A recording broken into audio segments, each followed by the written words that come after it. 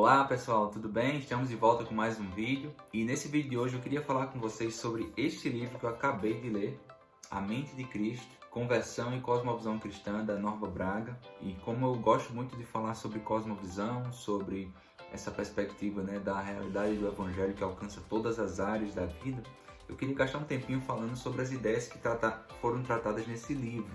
Antes de começar, eu queria já pedir para vocês, se você se interessa nesse tema, por favor, curta esse vídeo, compartilhe esse vídeo, siga também o canal se você gosta mais dessa temática, tá bom? Nesse livro, a proposta dela é interessante, a gente vê no início, ela fala sobre a conversão dela.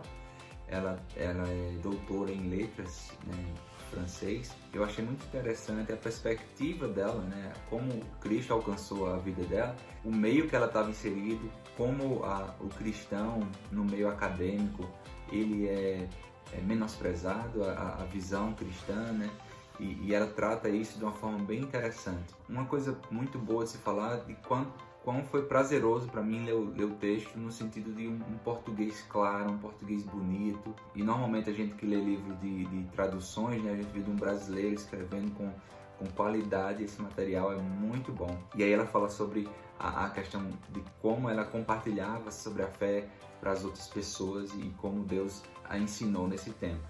Depois ela fala sobre a religião secular.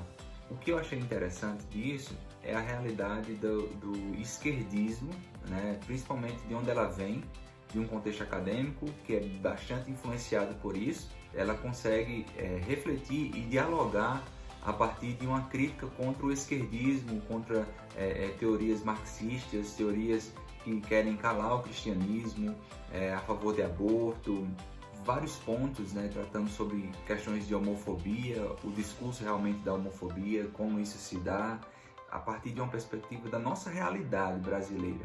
O que eu gostei bastante dessa parte especificamente, que ela ataca essas questões onde nós temos da nossa realidade brasileira, uma crítica à nossa cultura que foi propagada aqui no Brasil de uma maneira bastante bem trabalhada, por ideologias esquerdistas e ideologias anticristãs, onde a realidade de Deus não existe e está sendo propagada na academia e na sociedade em geral.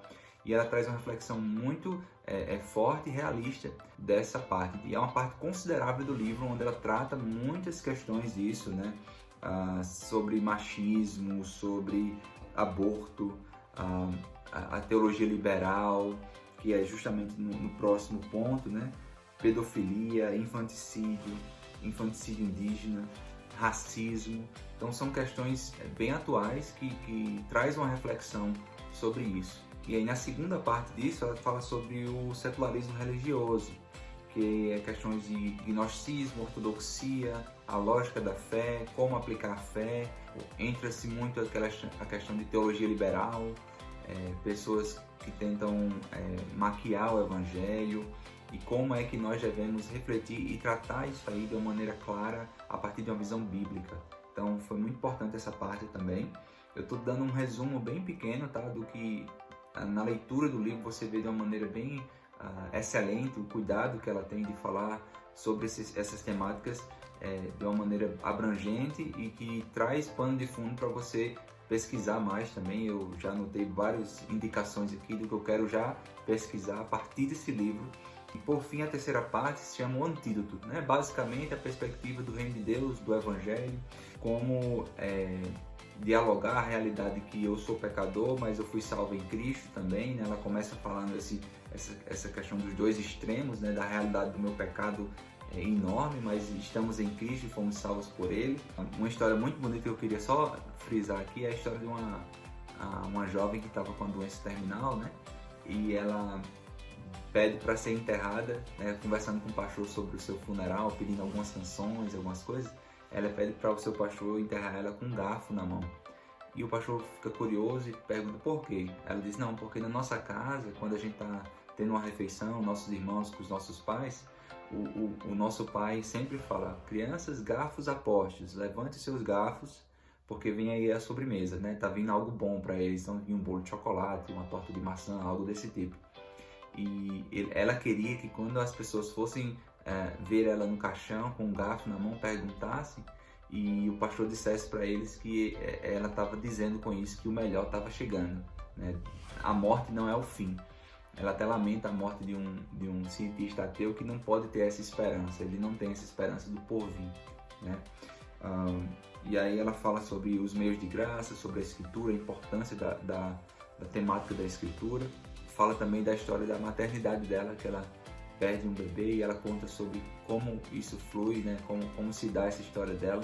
O marido dela escreve uma parte desse no artigo que ela coloca aqui também no texto, o André Venâncio, e ele escreve também a perspectiva dele desse acontecimento, sobre o sofrimento do cristão e a glória de Deus, e como viver para a glória de Deus, a questão de missão no mundo. Então eu aconselho demais a leitura, eu aconselho que você se aprofunde a partir dessa perspectiva dela. Eu já tinha lido outros, né, livros sobre cosmovisão cristã, cosmovisão bíblica, mas eu gostei muito a perspectiva dela de uma brasileira lendo a realidade do Brasil, né?